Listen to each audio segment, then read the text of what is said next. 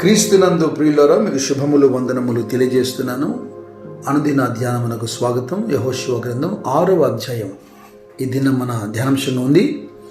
ఈ 6వ అధ్యాయంలో 20వ వచనాన్ని మనం చూస్తే, యాజకులు బూరలు ఊదగా ప్రజలు కేకలు వేసిరి. ఆ బూరల ధ్వని వినినప్పుడు ప్రజలు ఆర్భాటంగా కేకలు వేయగా ప్రాకారము కూలెను. ప్రజలందరూ తమ ఎదుటికి చక్కగా పట్టణ ప్రాకారం ఎక్కి పట్టణమును పట్టుకొనిది. ఎరికో పట్టణానికి సంబంధించినటువంటి ఈ విషయాలు ఇలా 2-3 అధ్యాయాలు కొనసాగుతున్నాయి.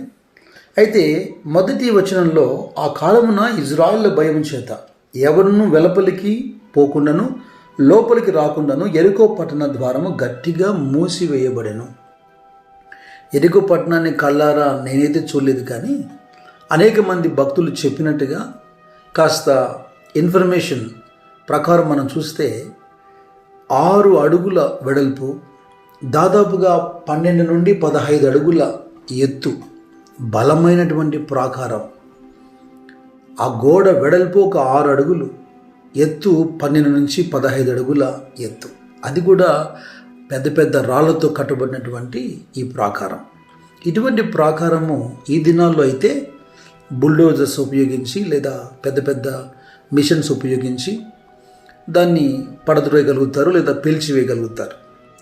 ఏ ఆయుధము వాడకుండా ఆ రోజుల్లో వాళ్ళు అనుకుంటున్నారు, ఇజ్రాయిల్ ప్రజలు లోపలికి రాకూడదు, ఎవడు బయటికి వెళ్ళకూడదు, కనుక మన ప్రాకారాన్ని దిట్టపరుద్దామని వాళ్ళు అనుకుంటున్నారు. మీరు వెళ్ళండి, ఎరుకను మీరు జయిస్తారు, నేను మీకు తోడుగా ఉంటాడని చెప్పిన మాట నెరవేర్పుకు ఒక 2 ప్రాముఖ్యమైన విషయాలు మనం ఇక్కడ అధ్యయనం చేయాలి. అదేంటంటే 6వ అధ్యాయంలో 3 నుంచి 5 వచనాల వరకు గాడ్స్ ఇన్స్ట్రక్షన్స్, ఇలాగు మీరు చేయాలి, ఇలాగు మీరు ప్రవర్తించాలి అని దేవుడు ఏదైతే చెప్పాడో, యుద్ధ సన్నద్ధులై పట్టణమును ఆవరించి ఒక మారు దాని చుట్టూ తిరగాలని, అలాగా 6 దినములు చేయిచు రావాలని, 7 యాజకులు పొట్టేలు కొమ్ము బూరెలు పట్టుకొని ముందుగా నడవాలని, 7వ దినమున 7 మార్లు పట్టణం చుట్టూ తిరుగుచుండగా ఆ యాజకులు బూరలు ఊదాలని, మానక ఆ కొమ్ములతో వారు ధ్వని చేయుచుండగా ఆ శబ్దం మీకు వినబడుతున్నప్పుడు ప్రజలు ఆర్భాటముగా కేకలు వేయాలని, అప్పుడు పట్టణ ప్రాకారం కూలుతుందని. ఇదంతా కూడా దేవుని యొక్క ఇన్స్ట్రక్షన్. ఇది చాలా విచిత్రంగా అనిపిస్తుంది. గతంలో ఎప్పుడు ఎక్కడ జరిగిన అంశం కాదు. అలాగంటే దేవుని యొక్క నడిపింపు ఏ దినానికి ఆ దినం చాలా వ్యత్యాసంగా, చాలా భిన్నంగా, చాలా ప్రత్యేకంగా ఉంటుంది. సముద్రం చీలిపోయిన అనుభవం వేరు, యోర్దాను నీరు ఆగిపోయిన అనుభవం వేరు, ఎరికో కూలిపోయిన అనుభవం వేరు. గతంలో యుద్ధం చేసి గెలిచి ఉండవచ్చు, కానీ కొన్ని పర్యాయాలు ఏ యుద్ధం చేయకూడదు, నువ్వు మౌనంగా ఉండు అంటే యుద్ధం చేయగలిగిన సామర్థ్యం ఉండి కూడా మౌనంగా ఉండేదానికి నేర్చుకోవాలి. దేవుని ప్రజలకు ఆయన విజయం ఇస్తున్నప్పుడు, శత్రువులతో ఆయన యుద్ధం చేస్తున్నప్పుడు తన ప్రజలు కూడా తన మాటకు లోబడతారా లేదా, విధేయులు అవుతారా లేదని కూడా ఆయన చూస్తున్నాడు. కేవలం ఇజ్రాయెల్కి మాత్రమే కాదు, మన జీవితంలో కూడా అనుదినము దేవుని యొక్క ఆలోచన మనకు కావాలి. ఆయన వాగ్దానం చేశారు స్పష్టంగా, కీర్తనలు 32:8లో, నీ మీద దృష్టి ఉంచి నీకు ఆలోచన చెబుతానన్నారు ఆయన. నీవు నడవవలసినటువంటి మార్గములో నేను నిన్ను నడిపిస్తానన్నాడు. ఏలయనగా ఉపదేశమునకు చెవియొగ్గువాడు మేలునందునని, ఆ విధంగా యెహోవాను ఆశ్రయించేవాడు ధన్యుడని సామెతలు కూడా 16వ అధ్యాయంలో మనం చూస్తాం. దినదినము క్రమముగా ఆయన సన్నిధిలో గడుపుట అనగా ధ్యానించుట, ప్రార్థించుట, అలాగే మనము నేర్చుకునే ఎడల ఆయన ఆ ప్రశస్తమైన సమయంలో ఆయన మనకు బోధ చేస్తాడు. లేఖనాల ద్వారా కూడా పౌలు అందుకే రోమీయులతో మాట్లాడుతున్నప్పుడు అన్నాడు, ఏలయనగా ఓర్పు వలనను లేఖనం వలనను ఆదరణ వలనను మనకు నిరీక్షణ కలుగుటకై పూర్వమందు వ్రాయబడిన అన్నీ మనకు బోధ కలుగు నిమిత్తము. లేఖనాలు చదువుతున్నప్పుడు మనకు బోధ చేయబడుతుంది. ఆయన లేఖనాల నుండి మనతో మాట్లాడతాడు. ఇదే మార్గము, ఇలా నడవమంటాడు. ప్రార్థిస్తున్న అంశం పట్ల లేదా ఏకీపించి ప్రార్థిస్తున్నప్పుడు మనందరికీ ఒక సమ్మతి కలుగుతుంది. ఏదైతే యెహోషువ దేవుని ద్వారా ఆజ్ఞాపించబడ్డాడో, రెండవ మాట ఏంటంటే ఒబీడియన్స్. ఒకటి ఇన్స్ట్రక్షన్, రెండవది ఒబీడియన్స్. యెహోషువ గ్రంథంలో 6వ అధ్యాయంలో 6వ వచనం నుండి 16 వచనాల వరకు మనం చూస్తే ప్రజలు దేవుని మాటకు యెహోషువ నాయకత్వంలో ప్రజలు ఎలా లోబడ్డారో మనకు అర్థమవుతుంది. 11వ వచనంలో అట్లు యెహోవా మందసము ఆ పట్టణమును చుట్టుకొని ఒక మారు దాని చుట్టూ తిరిగిన తర్వాత వారు పాలెములో జొచ్చి రాత్రి పాలెములో గడిపిరి.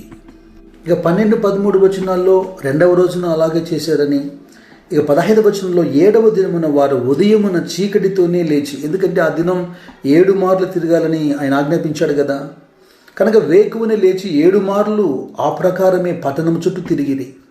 ఆ దినమున మాత్రమే 7 మార్లు పట్టణం చుట్టూ తిరిగారు. 7వ మారు యాజకులు బూరలు ఊదగా యెహోషువ జనులకు ఆజ్ఞాపిస్తున్నాడు, ఇక కేకలు వేయండి, యెహోవా ఈ పట్టణాన్ని మీకు అప్పగిస్తున్నాడని. మన తెలివితేటల మీద, జ్ఞానం మీద, సామర్థ్యం మీద ఆధారపడకుండా మనకు చేతనైన వాటి విషయంలో కూడా దేవుని యొక్క అనుమతి కోసం ఎదురు చూడడం. ఆయన యుద్ధం చేయమన్నప్పుడు బలహీనంగా ఉన్న యుద్ధానికి వెళ్ళటం, ఆయన మౌనంగా ఉండమని చెప్పినప్పుడు సామర్థ్యం ఉన్న మౌనంగా ఉండటం కాస్తంత కష్టమైన పని, కానీ ఖచ్చితంగా నేర్చుకోవాల్సిందే. కొన్ని సందర్భాల్లో దేవుడు చెబుతున్న ఆలోచన మనం మహాజ్ఞానం అనుకొని మనకేదో సులువుగా, ఈజీగా అనిపిస్తుంది, వింతగా అనిపిస్తుంది. మీరు ఆలోచించండి, గట్టి ప్రాకారము కలిగినటువంటి పట్టణం ఇది. యుద్ధానికి వచ్చారు, ఏం చేస్తున్నారు? పట్టణం చుట్టూ తిరుగుతున్నారు. అది ప్రతిరోజు ఒక మారు. యాజకులు బూరలు ఊదాలి, ప్రజలు ఒక్క మాట మాట్లాడకూడదు, కేకలేయకూడదు, నిశ్శబ్దంగా. లోపట ఉన్నవారికి ఈ క్రియలన్నీ విచిత్రంగా అనిపించవచ్చు. యెహోషువతో తిరుగుతున్న వారిలో కొంతమంది కూడా ఇది ఏంటి వింత అనిపించవచ్చు. కానీ మనం నేర్పించబడుతున్నాం, ఒప్పించబడుతున్నాం, మాట వినుటే శ్రేష్టమని. ఎందుకంటే డిజోబీడియన్స్ అనేది కాజెస్ టు సిన్. అవిధేయత ద్వారా కదా పాపం ప్రవేశించింది. రోమిలతో పౌలు మాట్లాడుతున్నప్పుడు 5వ అధ్యాయం 19వ వచనంలో ఏలైనగా ఒక మనిషిని అవిధేయత వలన అని జ్ఞాపకం చేస్తున్నాడు. అనేకులు పాపులుగా మారిపోయారు. అవిధేయత, మాట వెనకపోవటం అనేదే ప్రధానమైనటువంటి కారణం పాపమునకు.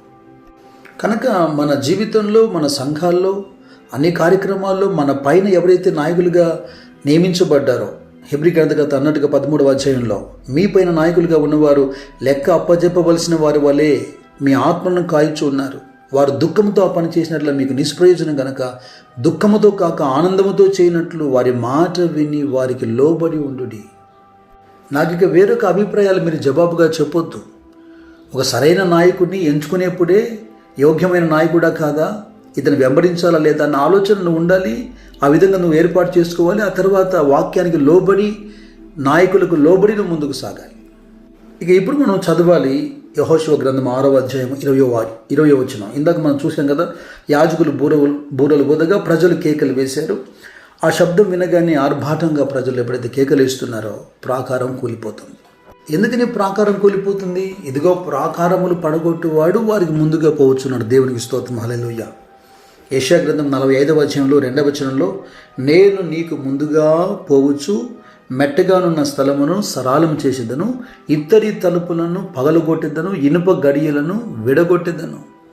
నా ప్రియ సహోదరి సహోదరులారా, దేవుని యొక్క ఆ ఇన్స్ట్రక్షన్ తీసుకొని విని దానికి విధేయత చూపి లోబడి దాని ప్రకారం ముందుకు సాగితే, ఇదిగో సమతలమైన భూమి మీద దయగలిగిన ఆయన ఆత్మ ద్వారా నేను నడిపించినట్లుగా ఆ దినాన మన పితరుల ముందు నడిచినవాడు, ప్రాకారములు పడగొట్టువాడు నీ జీవితంలో నీ ముందు నడిచి నీ ఆత్మీయ జీవితానికి, భౌతికమైన జీవితానికి వర్ధిల్లకుండా అడ్డుగా ఉన్న ప్రతి ప్రాకారములను ఆయన పడగొట్టువాడుగా ఉన్నాడు. దేవుడిచ్చిన వాగ్దానములను స్వతంత్రించుకొనకుండా మీకు అడ్డుగా ఉన్న ప్రతి ఎరికో యేసు నామములో కూలిపోవునుగాక. మీకు అడ్డుగా ఉన్న ప్రతి సమస్య మీ పాదముల కిందకు వచ్చి మీరు పైకి ఎక్కునట్లుగా నా దేవుడు కృప కలగజేయునుగాక. God bless you. God bless you.